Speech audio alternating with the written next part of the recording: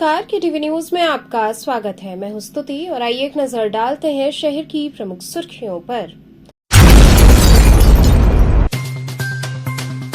अखंड सौभाग्य की कामना के साथ हरतालिका तीज पर महिलाओं ने रखा निराजल व्रत, मां मंगला गौरी के दरबार में लगाई हाजिरी।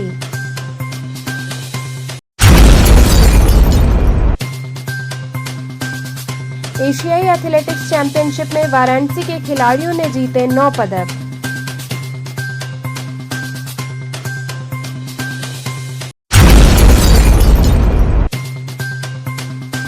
बीएचयू ट्रॉमा सेंटर में एनडीआरएफ टीम ने आपदा प्रबंधन हेतु चिकित्सकों के बीच किया मॉक ड्रिल।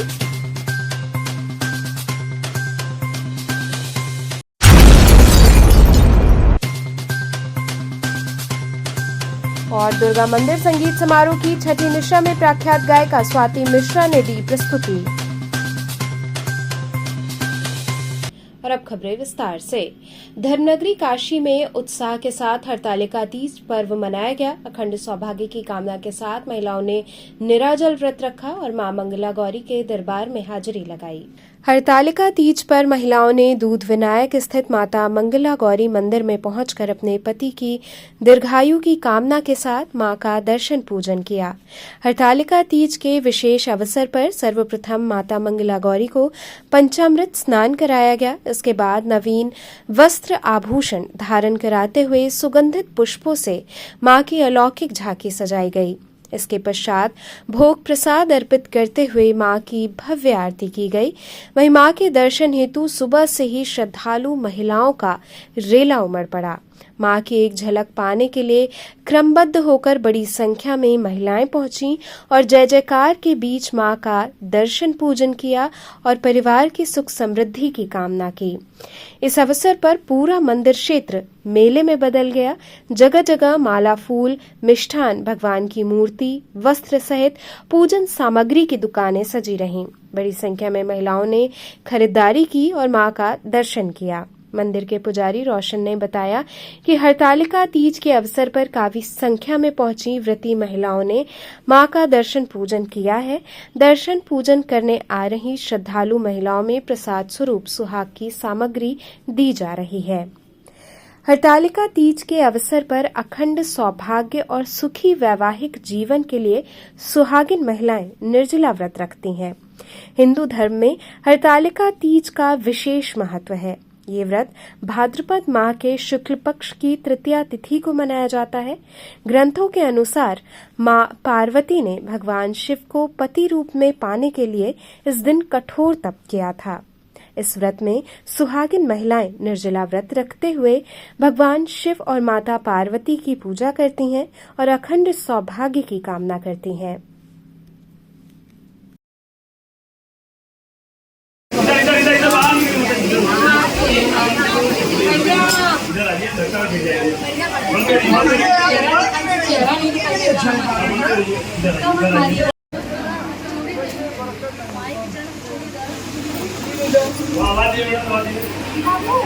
यार आगे बढ़ जाओ।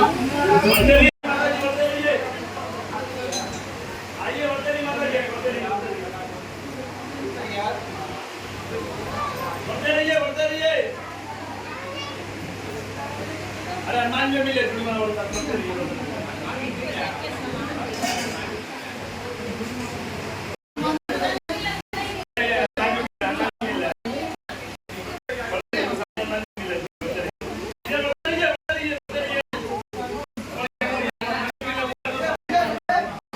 आज सालों साल का जो चला आता है एक पर्व है तीज, जिसको हम लोग कहते हैं। तीज के पर्व में आज मां मंगला गौरी का दिव्य भव्य स्वरूप से श्रृंगार होता है और समस्त महिलाएं क्षेत्र से काफी दूर दूर से महिलाएं आज यहाँ आती हैं, व्रत रहती हैं, मां का दर्शन करती हैं और पूरे दिन व्रत रहने के बाद शाम को पूजन करती हैं घरों में अपने और यहाँ से दर्शन करके निकलती हैं। यहाँ बहुत सारी चीजों को अपना सामग्री, पूजा सामग्री माँ के चरणों में अर्पित करती है, करके फिर पूजा आरंभ करती है। किसके लिए महिलाएं ये मंगला गौरी का तीज का जो व्रत है, तीज का जो पूजन है, ये मंगल कार्य और पतिव्रता के लिए जिसको माना गया है, जो कि माता ने भी महादेव के प्राप्त करने के लिए ये व्रत रखा था। वही है अपने पति, अपने बच्चों को, दीर्घायु के लिए, रोग मुक्त के लिए, उनकी लंबी उम्र के लिए, उनकी भविष्य की शुभकामना के लिए व्रत रखते हैं। एशियाई एथलेटिक्स चैंपियनशिप में वाराणसी के एथलेटिक्स ने 9 पदक जीते। नेपाल के काठमांडू में एशियाई एथलेटिक्स चैंपियनशिप 2024 का आयोजन 30 अगस्त से 1 सितंबर तक हुआ। इस 2 दिवसीय इवेंट में वाराणसी एथलीटों ने कुल 9 पदक जीते, जिसमें 7 गोल्ड और 3 रजत हैं। पदक जीतकर पहली बार बनारस आने पर सभी पहलवानों का जोरदार स्वागत हुआ। बताया जा रहा है कि पहली बार नेपाल के काठमांडू में साउथ एशियन कॉम्बैट का आयोजन हुआ, जिसमें 8 देश शामिल हुए। इस आयोजन में भूटान, बांग्लादेश, पाकिस्तान, श्रीलंका इत्यादि देशों की टीमों ने प्रतिभाग किया, जिसमें वाराणसी के खिलाड़ियों ने सर्वश्रेष्ठ प्रदर्शन करते हुए अनेकों मेडल्स जीते। वहीं वाराणसी में आने वाले योगेंद्र ने नेपाल के धनुष तोमर को हराकर भारत को पहला गोल्ड दिलाया। साथ ही सीनियर वर्ग 84 किलोग्राम में तुषार सिंह ने अफगानिस्तान के इफ्तिकार को हराकर भारत के लिए गोल्ड प्राप्त किया और साथ ही रजत पदक भी हासिल किया, जिससे उनके परिवार गांव वालों में हर्ष का ठिकाना नहीं रहा। तुषार सिंह वाराणसी के छोटे से गांव के बरही नेवादा हरिनाथपुर के रहने वाले हैं, जिनके पिताजी अरविंद कुमार सिंह एक कृषक और सामाजिक कार्यकर्ता हैं। पिताजी अपने बेटे के जीत की खुशी में काफी खुश नजर आए। ये सम्मान समारोह खिलाड़ियों के उज्जवल भविष्य की कामना करते हुए हम लोग combat South Asian combat martial art game है, उस गेम में बच्चों ने शानदार अभिनय किया है और शानदार प्रतियोगिता को फाइट करते हुए इन्होंने अच्छे मेडल, गोल्ड और सिल्वर और ब्रॉन्ज मेडल जीतकर अपने देश का नाम किया है, अपने राज्य का नाम किया, अपने गांव का नाम किया है। तो बात की जाए तो ये कंपटीशन कहाँ पर हुआ था और कितने देश इसमें सम्मिलित हुए? इसमें 8 से 10 देश कंट्रियाँ आई थी और जिसमें 150 के आसपास खिलाड़ियों ने हिस्सा लिया था। इसमें आपके नियरेस्ट कंट्री जो है पाकिस्तान, चीन, भूटान, नेपाल, बांग्लादेश, ये सारी कंट्रियाँ आई थी और हमारे सभी खिलाड़ियों ने बहुत ही अच्छा शानदार प्रदर्शन किया है भारत के। बनारस से कितने बच्चे पार्टिसिपेट किए थे? बनारस से नहीं, हम यूपी से बात करें तो यूपी से लगभग 11 बच्चों ने पार्टिसिपेट किया था। और कितने मेडल आए? मेडल तो बनारस में लगभग हमारे पीछे आप देख सकते हैं सभी खिलाड़ी जो शानदार प्रदर्शन करते हुए बनारस में 11 में से लगभग 9 मेडल हासिल किया है। गौरव सर, अभी आपने कहा है कि गवर्नमेंट इस ओर ध्यान दे तो बच्चों का ज़्यादा विकास हो, क्या लगता है आपको कि कौन सी चीज़ पे ज़्यादा आपको ध्यान देने की जरूरत है? एकदम सर, अभी जैसे हाल ही में खेलो इंडिया प्रोग्राम लॉन्च हुआ था। खेलो इंडिया प्रोग्राम में ये हुआ था कि गांव के ग्रॉस लेवल से बच्चों को उठाया जाएगा, लेकिन अब उसमें तब्दीली करके उन लोगों ने क्या कर दिया, या फेडरेशन के लोगों ने क्या कर दिया, या फिर सरकार ने क्या कर दिया कि अब उन्हीं बच्चों को आप आगे बढ़ा रहे जो बहुत अच्छे हैं। जो बहुत अच्छे हैं वो तो आगे बढ़ी जाएंगे, लेकिन जो नीचे ग्रॉस लेवल पे हैं उनको कैसे आप आगे बढ़ाएंगे। खेलो इंडिया का प्रोग्राम यही था कि आप छोटे गांव से जाइए, अंदर गांव में जाइए, वहां से बच्चों को उठाइए और उनको स्ट्रांग बनाइए। गांव के बच्चे बहुत मजबूत होते हैं, बस थोड़ा सा ध्यान देने की जरूरत है कोचेस को, बस यही मैं कहना चाहता हूँ। बीएचयू ट्रॉमा सेंटर में एनडीआरएफ टीम ने आपदा प्रबंधन हेतु चिकित्सकों के बीच मॉक ड्रिल किया। बीएचयू ट्रॉमा सेंटर में सार्वजनिक स्वास्थ्य आपात स्थितियों के प्रबंधन पर क्षमता निर्माण प्रशिक्षण का आयोजन किया गया, जिसमें 3 जनपद के 50 स्वास्थ्य कर्मियों को एनडीआरएफ की टीम ने प्रशिक्षण दिया, जिसमें उन्हें आपदा के समय में पैनिक न होकर अपने और मरीज की जान सुरक्षित रखने के बारे में जानकारी दी गई। उसके बाद मॉक ड्रिल करके दिखाया गया। एनडीआरएफ की टीम द्वारा ट्रॉमा सेंटर के परिसर में 2 अलग अलग जगहों पर फंसे लोगों को लाइव रेस्क्यू करके बाहर निकाला गया। सबसे पहले एनडीआरएफ की टीम ने एक घर के अंदर फंसे व्यक्ति को दीवार काटकर बाहर निकाला। वहीं दूसरे राहत बचाव कार्य को देखकर वहां मौजूद हर कोई हैरान हो गया जब एनडीआरएफ की टीम ने एक बिल्डिंग से 3 लोगों को रेस्क्यू करके रस्सी की मदद से सेफ जगह पर बहुत ही सहजता से पहुंचा दिया, जिसमें उन्होंने एक महिला, एक पुरुष और बच्चे को नीचे रस्सी की मदद से भेजा। कमांडिंग ऑफिसर नवीन शर्मा ने बताया कि बीएचयू के चिकित्सकों का एक सेमिनार चल रहा था। उन्होंने कहा कि हम लोगों ने क्लास के जरिए किस तरह से आपदा के समय लोगों को बचाया जाता है उसके बारे में बताया। उसके बाद एक मॉक ड्रिल करके दिखाया। नमस्कार जी, मैं हम लोग एनडीआरएफ की तरफ से हैं। हमारे यहाँ डीआईजी मनोज कुमार शर्मा है। जैसे हम लोग रेस्क्यू ऑपरेशन कैरी आउट करते हैं पूरे 44 डिस्ट्रिक्ट उत्तर प्रदेश हैं, 50 डिस्ट्रिक्ट एमपी हैं। इसके अतिरिक्त हम लोग कैपेसिटी बिल्डिंग करते रहते हैं, स्टेक होल्डर्स का कम्युनिटी अवेयरनेस प्रोग्राम करते रहते हैं, स्कूल सेफ्टी प्रोग्राम में बच्चों को जाके ट्रेन करते रहते हैं। इसी के तहत आज एक डेमो साइट की हम लोग यहाँ ऑर्गेनाइज कर रहे हैं बीएचयू में, जिसमें मल्टी कैजुअल्टी ऑपरेशन में रेस्क्यू ऑपरेशन कैसे कैरी आउट करते हैं उसी का डेमो है। जैसे हम लोग collapse structure search and rescue दिखा रहे हैं, कैसे उसमें ऑपरेशन हम कैरी आउट करते हैं, टेक्निकल सर्च करते हैं, मैनुअल सर्च करते हैं, विक्टिम कैसे रिट्रीव करते हैं।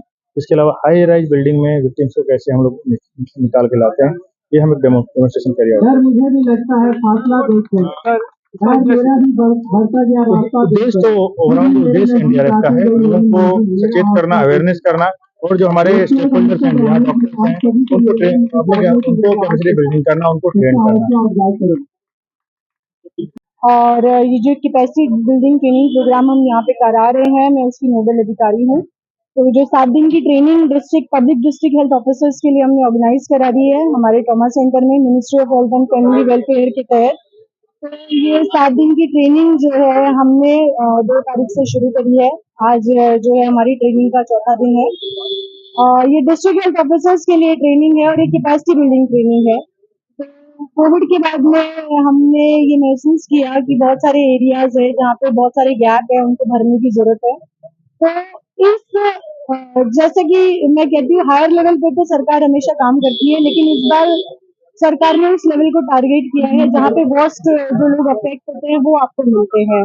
तो जो डिस्ट्रिक्ट हेल्थ ऑफिसर्स हैं उनमें कैपेसिटी होती है, उनमें पावर होती है, बस उनमें जो नॉलेज होती है उस नॉलेज के लिए उनको हमारे पास भेजा गया है कि कोई भी अगर आपदा की स्थिति होती है, जो डिजास्टर हो सकता है, साइक्लोन हो सकता है, कोविड हो सकता है, CBRN हो सकता है, किस तरह की एजेंसीज के संपर्क में उनको रहना है, किस तरह से उनको स्टाफ जो है उसको ट्रेनिंग देनी है, किस तरह से जो है उनको कैपेसिटी बिल्डिंग करनी है, किस तरह से रिसोर्सेज को देखना है, किस तरह से अपने जो रिसोर्सेज है उनको सप्लीमेंट करना है, और किस तरह से जो है जो सफर करते हैं इस तरह के डिजास्टर में उनका इलाज करना है। पब्लिक डोमेन में और भी इस तरह के कार्यक्रम चलाए जा रहे हैं आपके द्वारा?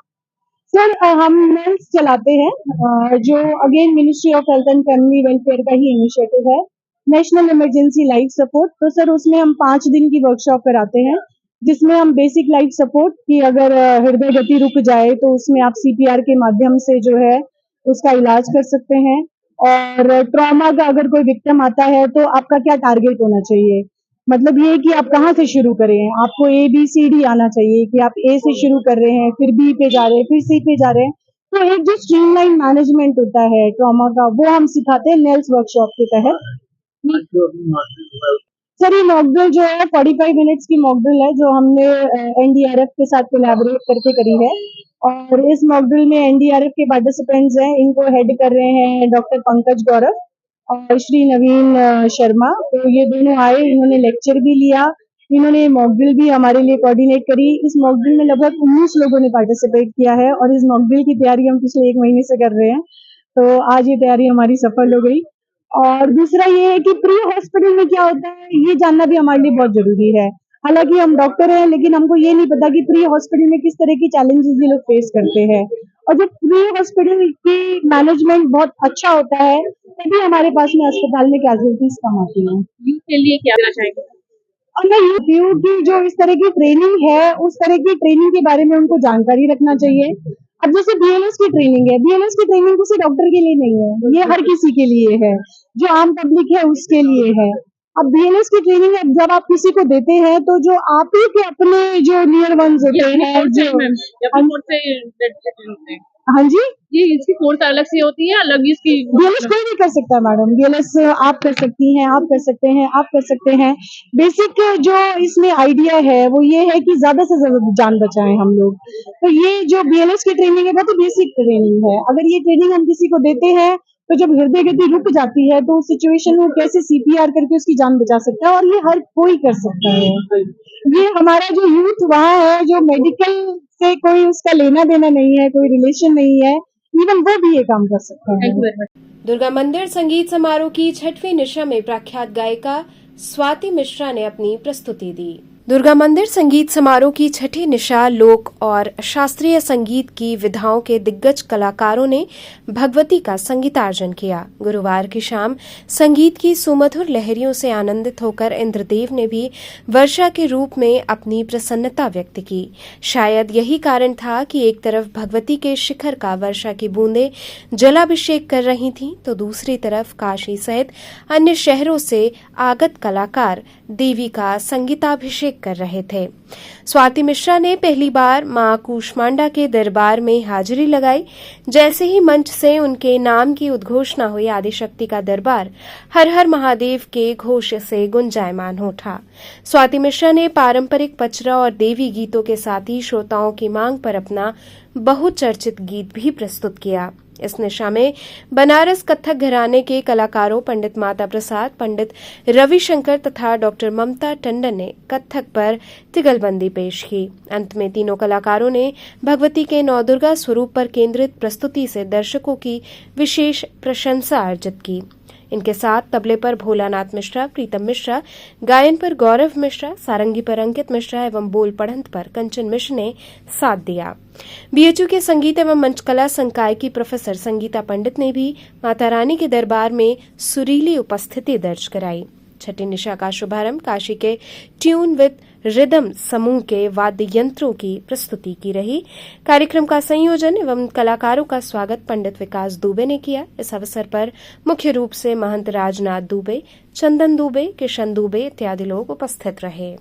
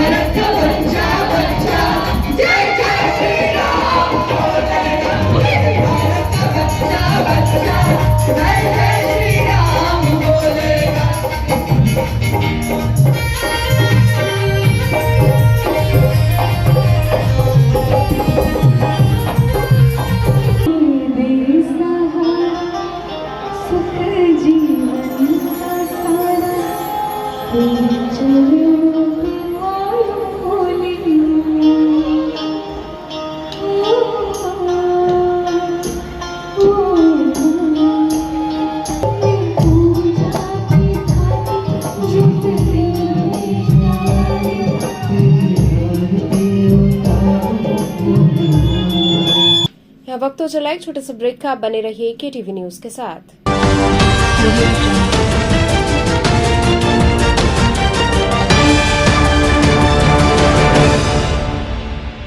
खबरों से जुड़े रहने के लिए हमारे चैनल KTV वाराणसी को सब्सक्राइब करें और लेटेस्ट अपडेट्स के लिए बेल आइकन को प्रेस करें।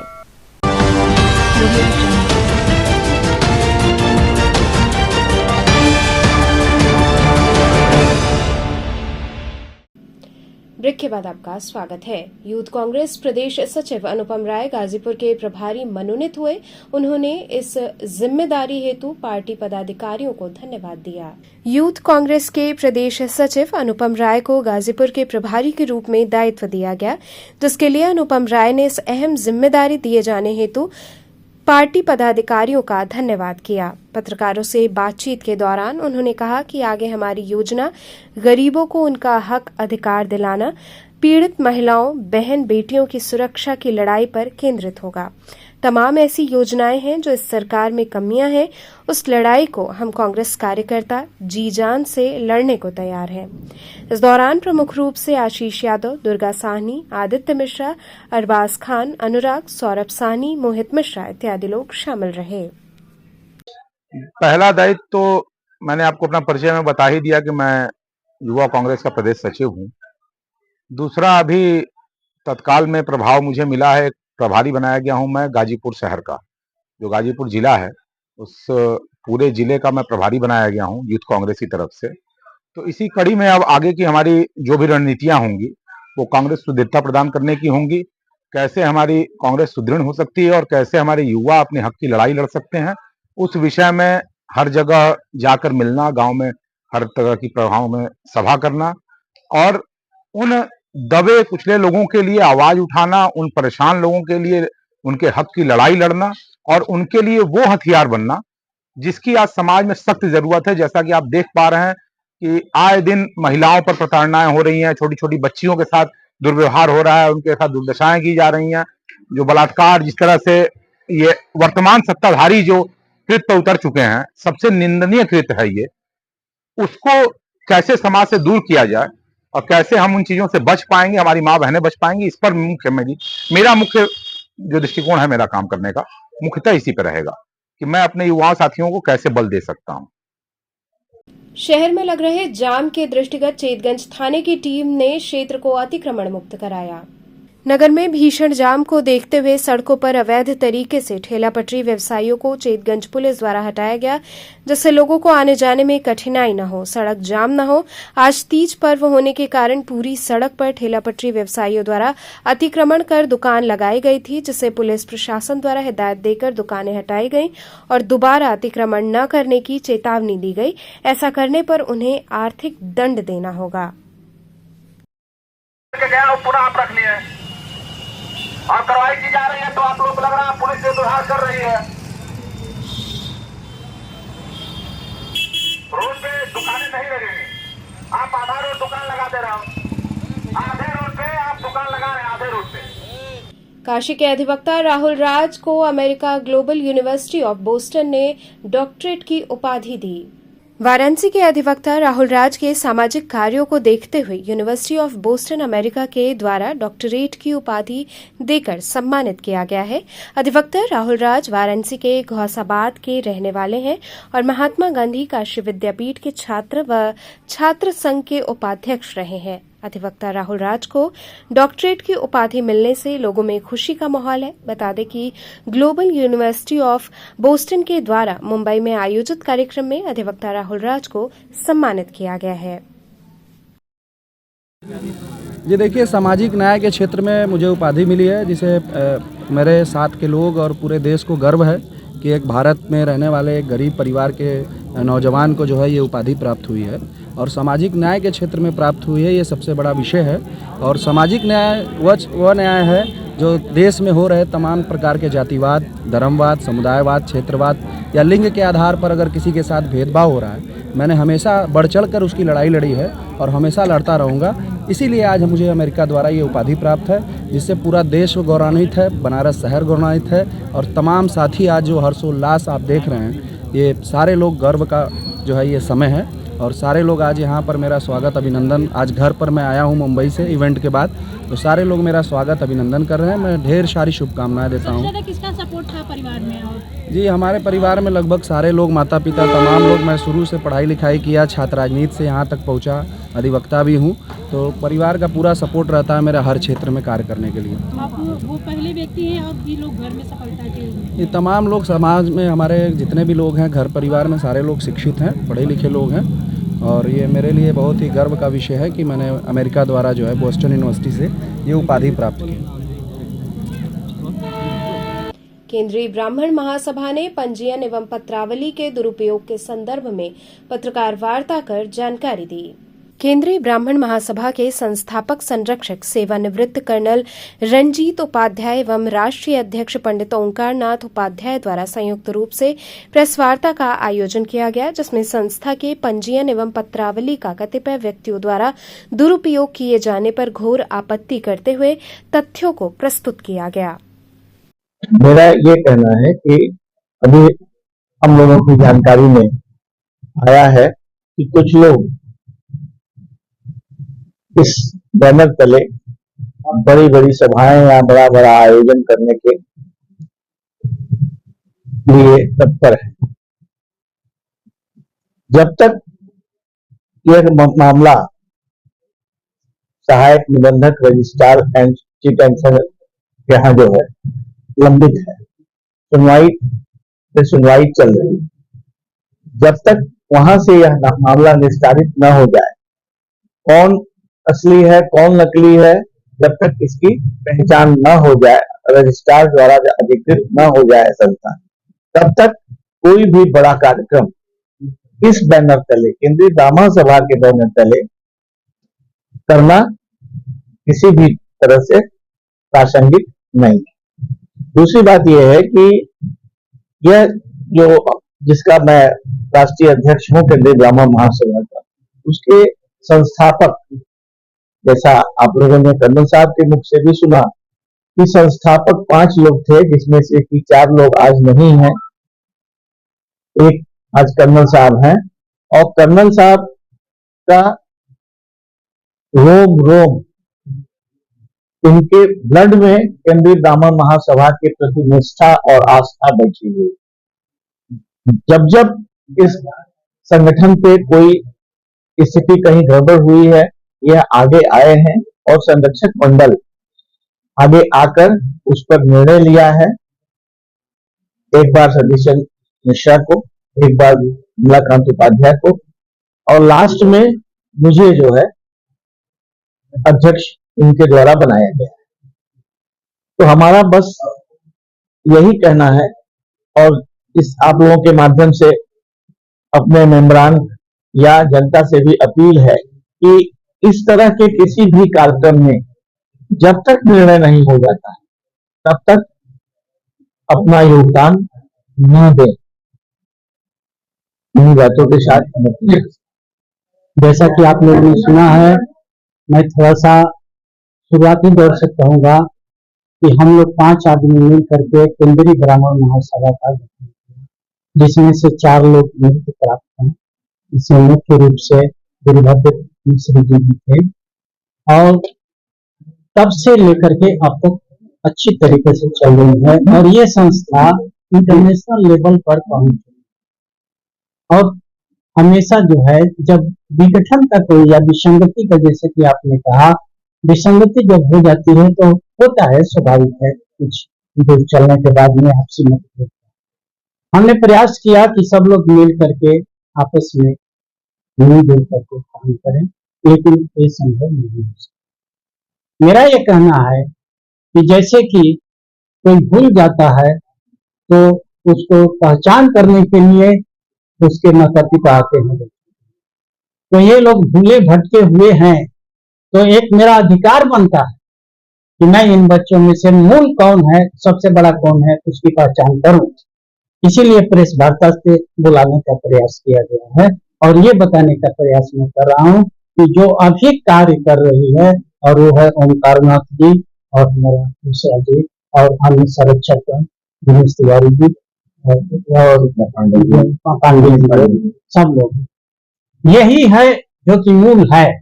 इसके बाद जो भी बिखराव है और ये सब चीजें हैं वो गलत है। दूसरा पॉइंट मैं ये कहना चाहता हूं कि रजिस्ट्रार ऑफिस में इसके लिए चल रहा है कि कौन मूल रूप से है। जैसे कि मैंने बताया कि पुराने होने के नाते मैं मूल रूप बता दिया हूं और ये सब चीजें पहुंच चुकी है और वहां पर रजिस्ट्रार ऑफिस में इसका केस चल रहा है। दूसरा पॉइंट मेरा यह कहना है कि जब तक ये केस चल रहा है तो कोई भी सदस्यता अभियान या किसी प्रकार का कोई समारोह इस बैनर तले न करे। यदि उन लोगों को चाहते हैं कि हमारा संगठन बना रहे तो दूसरा नाम दे दें। ये क्या जरूरत है कि इस तरीके से करें और सभी को जो है कि नहीं परेशान करके रखे रहें और समाज में गलत जो है कि नहीं संदेश जाए। ये गलत संदेश जो जा रहा है, ताकि हम आप लोगों के माध्यम से सभी अपने भाइयों को बताने का प्रयास कर रहा हूं कि आप लोग जब तक ये चल रहा है केस रजिस्ट्रार ऑफिस में और रजिस्ट्रार ऑफिस नहीं कर देता है कि ये मूल है, तब तक आप न किसी से जुड़े और न किसी प्रकार का सदस्यता शुल्क या पैसा दें। नहीं तो हमारा अगर उसका दुरुपयोग होगा तो केंद्रीय ब्राह्मण महासभा जो मूल रूप में है उसकी बदनामी होगी। आज केंद्रीय ब्राह्मण महासभा के विषय में आपको कुछ विसंगतियां जो समाज में चल रही है उसके विषय में स्पष्ट करने के लिए हम लोगों ने ये प्रेस वार्ता बुलाया है, जिसमें हमारे बैनर का, हमारे पंजीयन संख्या का कुछ कतिपय लोगों द्वारा उसका दुरुपयोग किया जा रहा है, जिसका हम लोग घोर आपत्ति कर रहे हैं। और जो भी अगर वो आपके माध्यम से संदेश देना चाहता हूँ तो कृपया रोक दें। किस बैनर तले ये हो रहा है, कौन समाज के लोग हैं? केंद्रीय ब्राह्मण महासभा बजरंग भवन अमरावती नगर सुंदरपुर वाराणसी के बैनर की तरह ये हो रहा है। ठीक है, कौन लोग कर रहे हैं समाज के?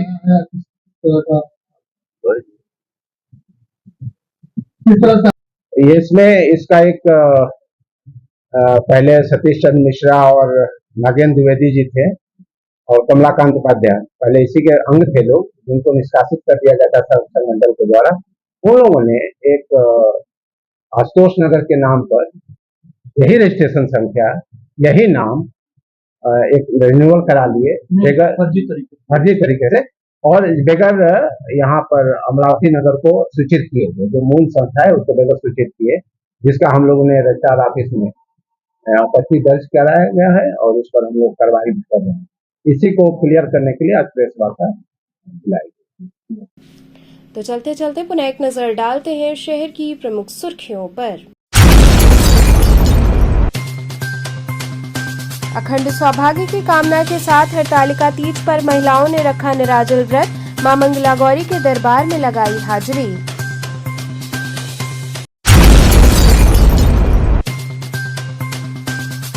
एशियाई एथलेटिक्स चैंपियनशिप में वाराणसी के खिलाड़ियों ने जीते 9 पदक।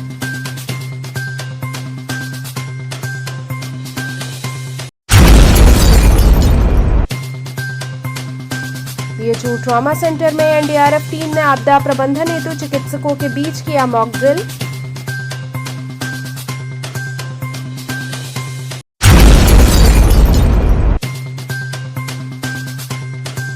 और दुर्गा मंदिर संगीत समारोह की छठी निशा में प्रख्यात गायिका स्वाति मिश्रा ने दी प्रस्तुति। तो ये थे आज के समाचार, कल फिर होगी मुलाकात, तब तक के लिए नमस्कार।